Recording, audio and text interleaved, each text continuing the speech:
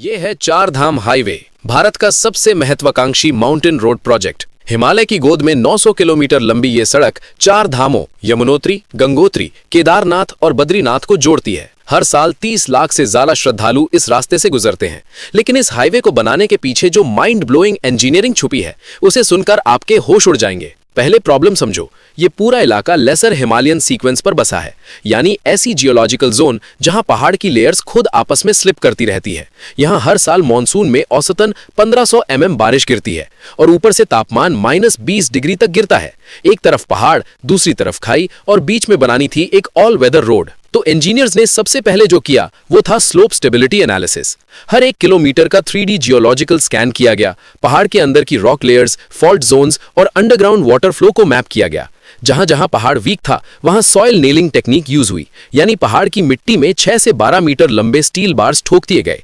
Literally पहाड़ को अंदर से स्टिच कर दिया। लेकिन सबसे बड़ा चैलेंज था टनल्स। इस प्रोजेक्ट में कुल 17 टनल्स बने हैं। इन्हें बनाने के लिए यूज हुई NATM, new Austrian tunnelling method. इसमें पहाड़ को ब्लास्ट करके नहीं काटते, बल्कि पहाड़ की खुद की स्ट्रेंथ को यूज करते हैं। थोड़ा खोदो, तुरंत शॉर्टक्रीट यानी हाई प्रेशर सीमेंट स्प्रे से कवर करो, स्टील रिब्स लगाओ, फिर आगे बढ़ो। इस मेथड से पहाड़ कोलैप्स नहीं होता और टनल खुद लोड बियरिंग बन जाती है।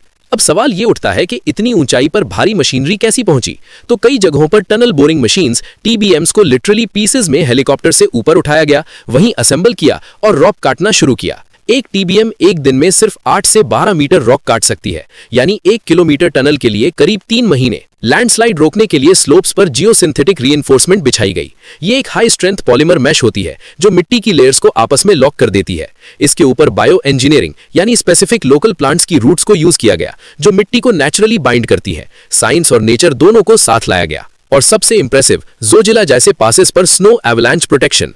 यहां स्नो शेड्स बनाए गए हैं, यानी रोड के ऊपर कंक्रीट के छत्र, जिनके ऊपर से बर्फ का एवलांच गुजर जाए लेकिन नीचे रोड सेफ रहे। इन शेड्स को डिजाइन करते वक्त कैलकुलेट किया गया कि एक एवलांच में 500 टन तक स्नो एक साथ आ सकती है। उसी हिसाब से स्ट्रक्चर की थिकनेस रखी गई। अक्सर लोग सोचते हैं कि ये सिर्फ एक सड़क है, लेकिन चार धाम हाईवे असल में एक लाइफलाइन है। आर्मी को बॉर्डर तक पहुंचाने की, श्रद्धालुओं को देवभूमि तक पहुंचाने की और दूर दराज के गांवों को मुख्य धारा से जोड़ने की। यहां हर किलोमीटर में हजारों इंजीनियर्स, जियोलॉजिस्ट्स और वर्कर्स का पसीना और दिमाग लगा है। हिमालय ने रास्ता नहीं दिया, इंसान ने हिमालय को रास्ता देना सिखाया।